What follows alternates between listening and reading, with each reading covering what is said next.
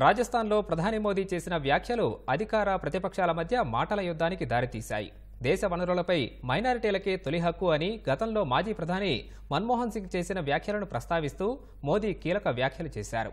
కాంగ్రెస్ అధికారంలోకి వస్తే దేశ సంపదంతా ముస్లింలకే పంచుతుందని వ్యాఖ్యానించారు. ఈ వ్యాఖ్యలకు తీవ్ర దుమారాన్ని రేపుతున్నాయి. గతంలో మన్మోహన్ చేసిన వ్యాఖ్యలను అధికార పక్షం గుర్తు చేస్తుండగా సమస్యల నుంచి ప్రజల దృష్టి మరల్చేందుకు మోదీ ఈ వ్యాఖ్యలు చేశారని ప్రతిపక్షాలు మండిపడ్డాయి.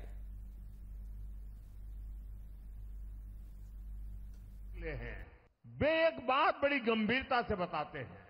वो सारे लोग कह रहे हैं कि कांग्रेस अब कांग्रेस नहीं रही है, अब कांग्रेस अर्बन नक्सलों के कब्जे में चली गई है। इस बार का कांग्रेस का मैनिफेस्टो देख लीजिए।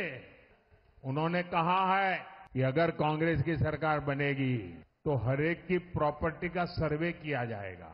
हमारी बहनों के पास सोना कितना है, सरकारी मुलाजिमों के पास कितना जगह है, क्या है, पैसे कहाँ है, नौकरी कहाँ है, उसकी जांच की जाएगी।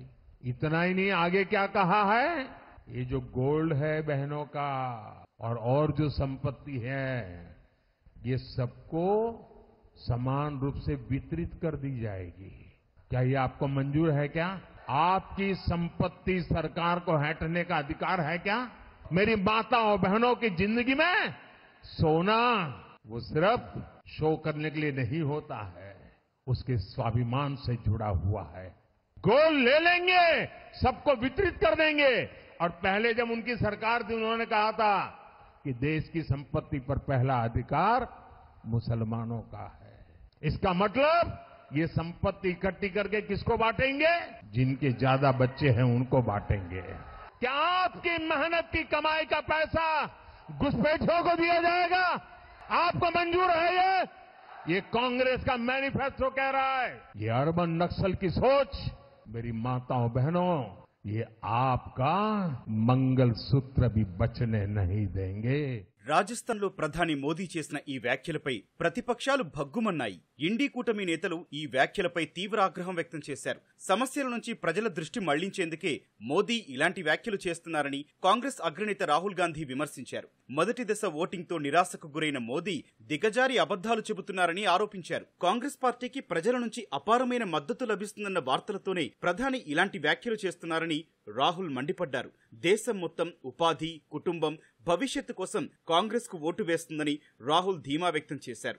ఎన్నికల్లో గెలవడానికి ప్రధాని మోదీ అబద్దాల మీద అబద్దాలు చెబుతున్నారని కాంగ్రెస్ అధికార ప్రతినిధి పవన్ ఖేడా అన్నారు. మోదీ అబద్దాలు చెప్పే విధానం దేశానికే కాక ప్రపంచానికి కూడా తెలుసని సమాజ్వాదీ పార్టీ అధినేత అఖిలేష్ యాదవ్ అన్నారు. కాంగ్రెస్ మేనిఫెస్టోను ప్రధాని మోదీ తప్పుపట్టడాన్ని నిరసిస్తూ దేశం నలుమూలల నుంచి కాంగ్రెస్ మేనిఫెస్టోను ప్రధానమంత్రి కార్యాలయానికి పంపాలని కాంగ్రెస్ నిర్ణయించింది. Election should fight with harmonious mindset. That should begin from the Prime Minister itself, because Prime Ministership is the big position in this country. But this is quite unfortunate. He is lying everything. He is entirely misquoting the Congress manifesto. That is why we decided to send the manifesto from all over India to PMO. That's all. మరోవైపు మోదీ వ్యాఖ్యలు నిజమేనని చెబుతూ 2006లో అప్పటి ప్రధాని మన్మోహన్ సింగ్ చేసిన ప్రసంగానికి సంబంధించిన 22 సెకండ్ల వీడియోను భాజపా సామాజిక మాధ్యమం ఎక్స్ లో పోస్ట్ చేసింది. కాంగ్రెస్ కు తమ సొంత ప్రధానిపైనే నమ్మకం లేదని వ్యంగ్యాస్త్రాలు సంధించింది.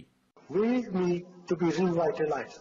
We will have to devise innovative plans to ensure that minorities, particularly the Muslim minority, are empowered to share equitably in the fruits of development.